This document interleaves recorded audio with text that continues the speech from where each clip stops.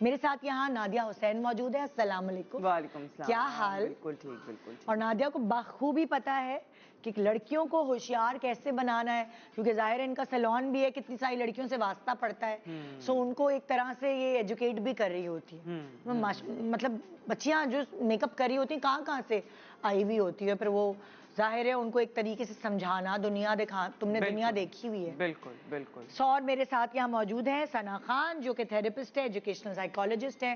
السلام علیکم. کیا حال ہے آپ کے؟ بالکل ٹھیک. ٹھیک ٹھاک.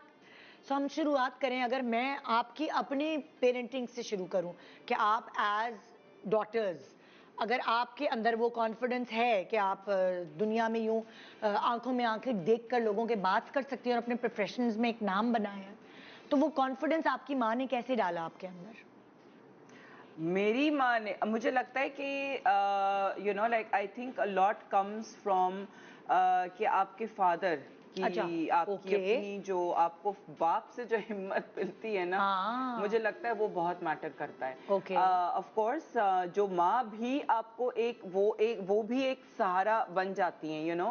اگر آپ کی اپنی ماں بھی جو ہیں وہ ایسی ہیں کہ جنہوں نے جو بڑی, جسے کہتے ہیں نا ڈاڈی قسم کی ہوتی ہیں عورتیں, تو بھی جو ہیں وہ آپ وہی چیز انکلکیٹ کرتے ہو, اڈاپٹ کر لیتے ہو, کیونکہ آپ نے دیکھا ہی وہی ہوتا ہے کہ جو آپ نے ہمیشہ بچپن میں آپ نے دیکھا ہے.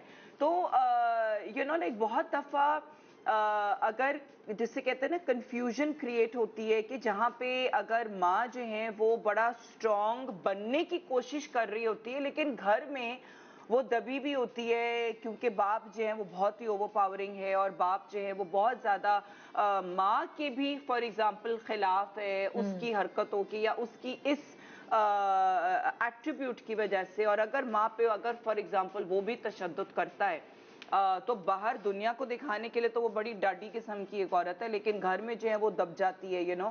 تو پھر بچے کے لیے بڑی کنفیوژن ہو جاتی ہے کہ مجھے یو نو لائک پھر وہ ایک مینٹلی جو ہے وہ ایک وہ اس کو سمجھ نہیں آ رہا ہوتا کہ میں کیا کروں, کس راہ پہ جو مجھے چلنا ہے.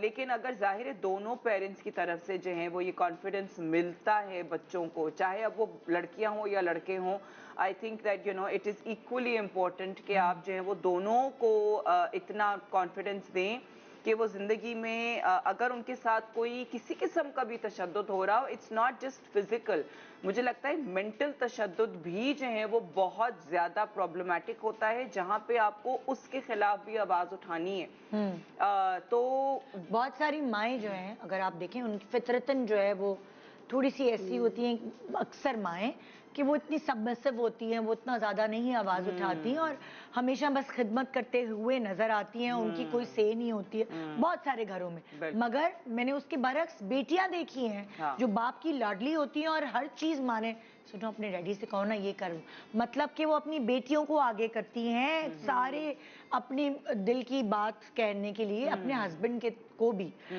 سو وہاں ماں سبمسو ہے, لیکن بیٹی ڈاڈی ہے, کیا اس کا کریڈٹ اس کے باپ کو جاتا ہے کہ اس کے باپ نے اس کو اتنا سر چڑھایا ہوا ہے یا لاڈ کیے ہوئے ہیں؟ I feel that could be one of the reasons. مگر I think جب ماں باپ as a parent اگر آپ بچے کی سیلف اسٹیم پہ کام کرتے ہیں نا بچپن سے, and I agree with what Nadia is saying that you know fathers بھی بہت بڑا رول پلے کرتے ہیں because what you role modeling is much more effective. مگر بہت دفعہ ایسا ہوتا ہے کہ مدرس بہت سبمسو ہوتی ہیں but daughters are very outspoken and out there because it's a lot to do with parenting style.